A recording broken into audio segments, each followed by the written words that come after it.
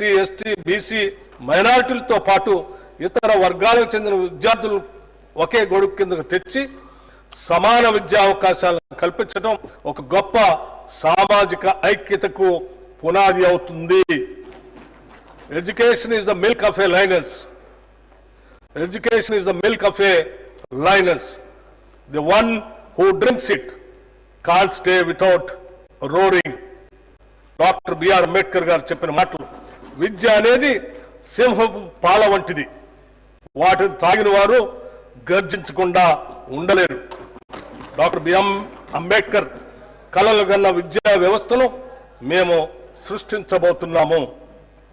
దీనికోసమే రాష్ట్ర వ్యాప్తంగా ఒకేసారి 58 యంగ్ ఇండియా ఇంటిగ్రేటెడ్ రెసిడెన్షియల్ పాఠశాలల నిర్మాణానికి 11,600 కోట్ల రూపాయల అనుమతులు మంజూరు చేయడం జరిగింది.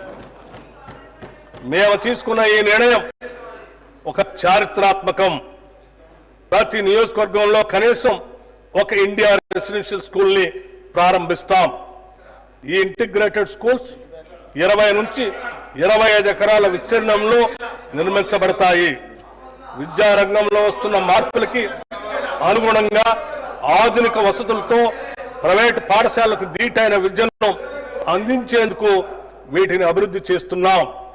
ఆడిటోరియాలు, dining halls, digital class rooms, క్రీడా మైదానాలు, క్రికెట్ మరియు ఫుట్బాల్ గ్రౌండ్స్ లాంటి ఆధునిక సదుపాయాలు అందుబాటులో ఉంటాయి. విద్యార్థుల నిరంతర పర్యవేక్షణకు వీలుగా ఈ పాఠశాల ప్రాంగణాల్లోనే బోధనా సిబ్బందికి నివాస సముదాయాలు కూడా ఏర్పాటు చేస్తున్నాం.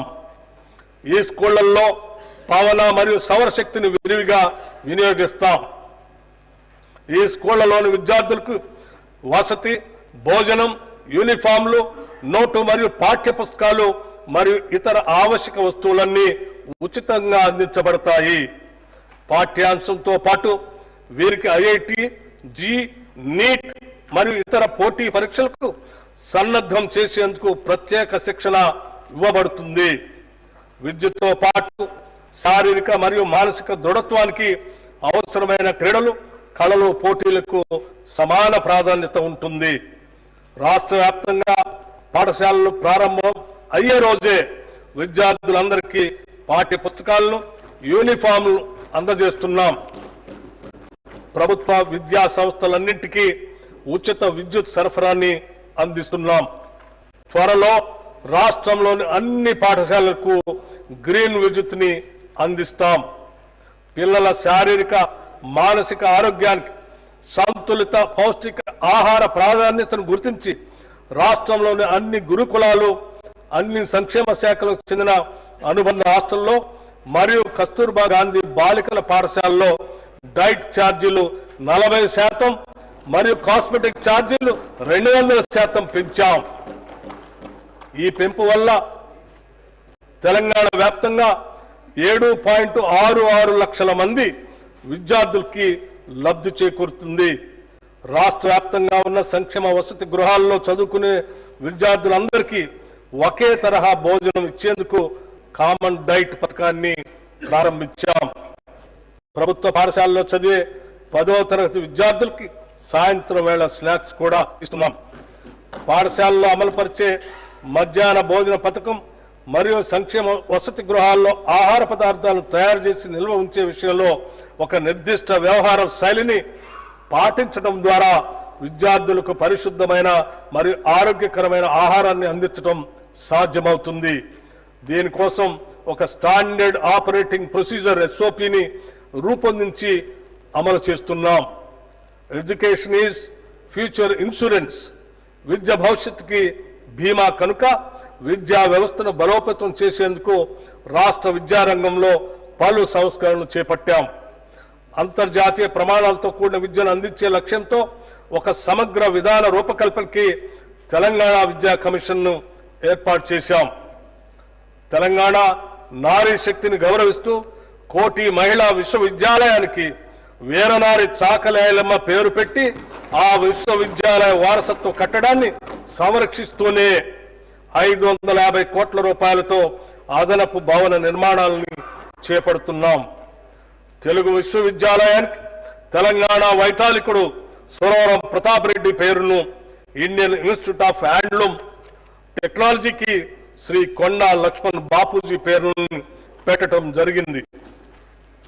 విద్యాశాఖకి ఈ బడ్జెట్లో 23,108 కోట్ల రూపాయలు ప్రతిపాదిస్తున్నాం.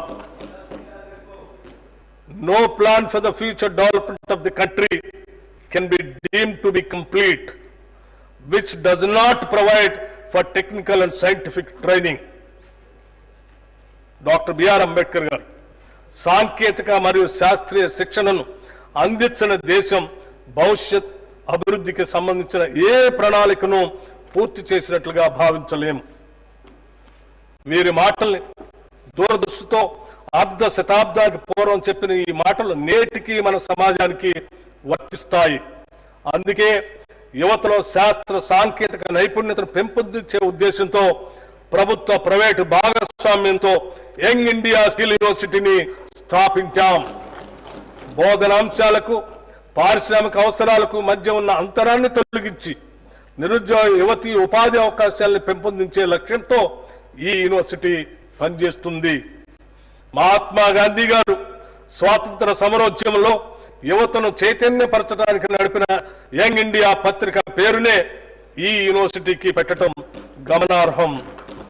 ఈ యూనివర్సిటీని ముచ్చెరలో 150 ఎకరాల్లో నిర్మించి ఏడాదికి 30,000 ఉద్యోగాలు కల్పించాలని ప్రభుత్వ లక్ష్యంగా పెట్టుకున్నాం.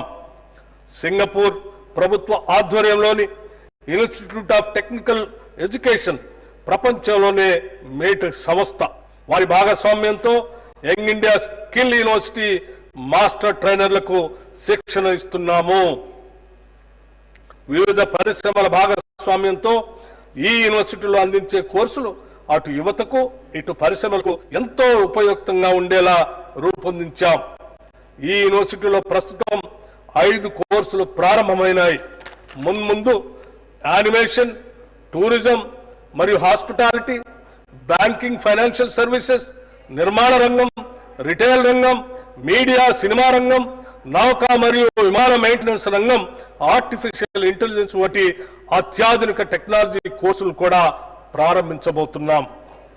తెలంగాణ యువతను విద్యార్థులను నిపుణులుగా తీర్చిదిద్దేందుకు రాష్ట్ర ప్రభుత్వం ఫ్యూచర్ సిటీలో ప్రత్యేకంగా 200 ఎకరాల్లో ఆర్టిఫిషియల్